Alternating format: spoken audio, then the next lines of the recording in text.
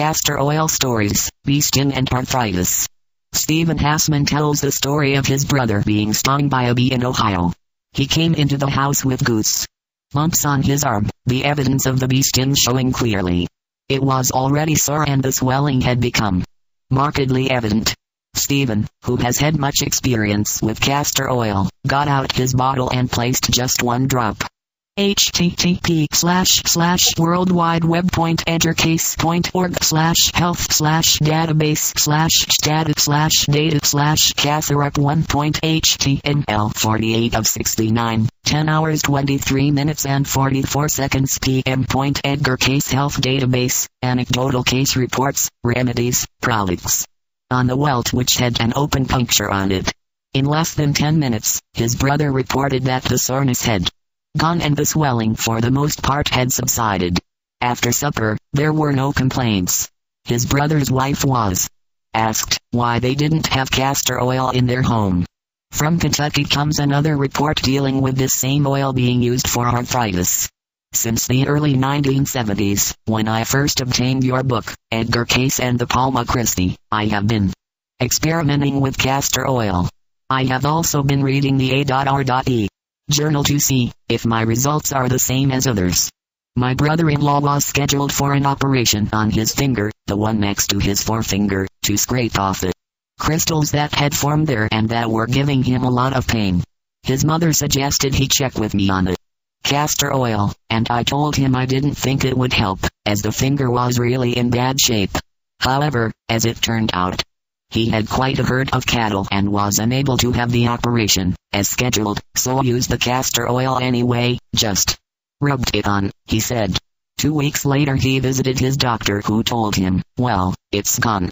Another story from the same source. I have a lady friend and neighbor in her late 80s who called me one day.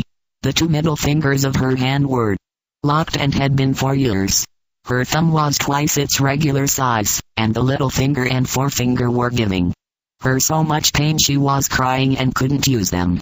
I stressed to her that it would not be possible to unlock the fingers or correct the thumb, but based on the results of my brother-in-law, we might be able to save the other 2 fingers, or at least stop the pain.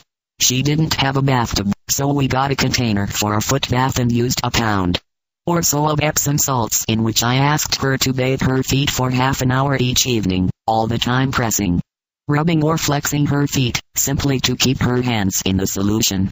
I told her then to wrap the hands in castor oil for the evening and place a castor oil pack on her stomach with a heating pad. She called a couple of days later, saying that the fingers had stopped paining and she was continuing treatment. I know a couple of other people who were bothered with crystals, so I thought it would be interesting to take a picture of her hands, since no one would believe it without the pictures. So I borrowed a camera and went over no later than 2 weeks after she had started treatments. To my immense surprise, she had those 2 fingers unlocked and was making a quilt. She said she used the foot bath with water as hot as she could stand it for the time I stressed.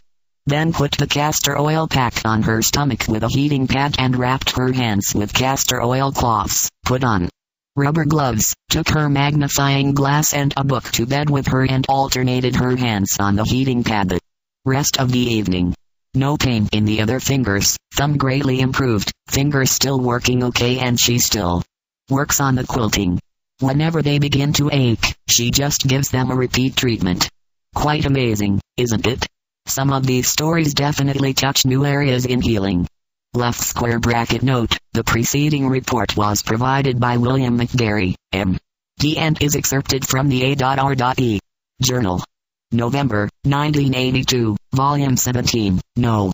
6, page 279, copyright 1982 by the Edgar Cayce Foundation, Virginia Beach, VA, right square bracket,